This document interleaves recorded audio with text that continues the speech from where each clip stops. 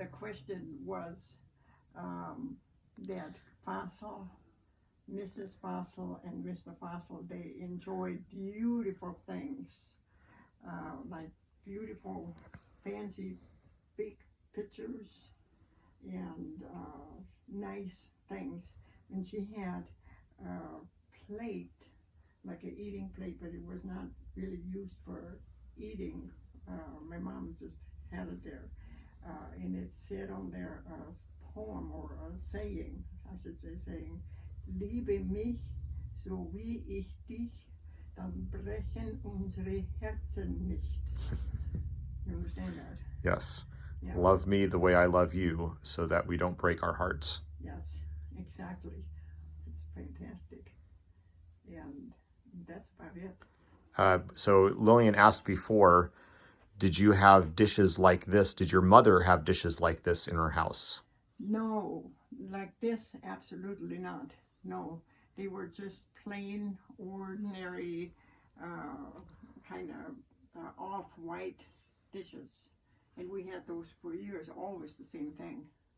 But you had pitchers like this. You must have had pitchers in little cups and things, but they weren't as nice as this. Yeah, we had mainly plates, and you had a deeper plate for soup, but it was a plate that had more of a rim that you put the soup in. So it's interesting that your mother bought something for you when you were 7 or 8 that's nicer than what she had and stored it in the attic. Because she was very giving and wanted the best for us. So that's why. And so this was for the whole church. I mean, she wouldn't do that. Yeah. Can you tell me about the ribbons? There's ribbons. Just pick up the ribbon. The ribbon. Oh, here you can ribbons. Spread it out. Can you tell us about the ribbon? Yeah, the ribbon were on the communion candle, and a beautiful what do you call it, mache, that you needle point? No, a mache that you make like that. Yeah, like a ribbon. Yes. Or a bow. A bow, that's what I meant to say, bow. And it was around the candle. And yeah. You would go up there and for First Communion. And yeah, that was, oh no, wait a minute. Come to think of it, that's not true. Forget about that. What, do you know what that is now? Yes, it just came to me. Because there were 2 of them. 2 of these. Okay. Remember? They were the mache that only on that day I had long pigtails. And usually for every day my mom always put them up so that they're all cleaned up and not hanging around. But for Erste Kommunion, for First Communion, I could have my pigtails because I had long hair just like this. And then this is the mache that you put around. The bows on your hair. On your hair, right here. Yes, and we do have your First Communion candle. It's under the bed right now. We have the First Communion candle and the bow that is on that candle as well. It just remembered me that's what it was. And on other days, even on other Sundays, you couldn't have bows in your hair? Oh, no, it was always up. I see. Oh, yeah. It was just very special for me because that's the way my mom wanted it.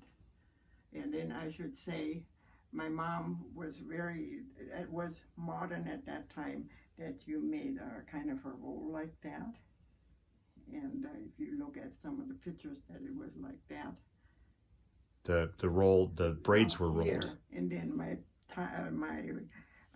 pigtails were up and around, and they would go all the way up and down. Kind of like a bun, right? Huh? Kind of like a bun. No, not a bun. A bun is behind here. This was a zöpfe, what do you call it? Zopf. Braided, and then she would put it up and around so that it looked all neat and done. And so that was just for a very special occasion, like very special occasions. And then she, First Communion, confirmation, and then the Pentecost, and Easter probably I had it done. So it was very special to have it done, which I preferred. I Because it was bet. special. So I wanted to point out here, there's a couple other things. This is a jewelry box from Aunt Heidi, who she was born in 1907. 1907. And Hildegard was 1905. This is Hildegard's. Yes. No, not. Hildegard was the next generation. No, Hildegard was Edna's sister. Oh, okay. You're thinking of Sally. No, this belonged to Aunt Heidi. Oh, Aunt Heidi. Yeah, Aunt Heidi is the mother of Edna. Right. And Hildegard. Right. And so this is from probably the very early 1900s. This is a doily that was made by Aunt Heidi. And this is some ceramic decorative vases from Hildegard, and her last name is Wiegand. Right? Hildegard? No, let's see. Delma and Hildegard. Kroppenhof. Okay. That was Kroppenhof. Wiegand was Aunt Heidi's last name. Okay. All right. Thank you. Love you. I love you too. Bye.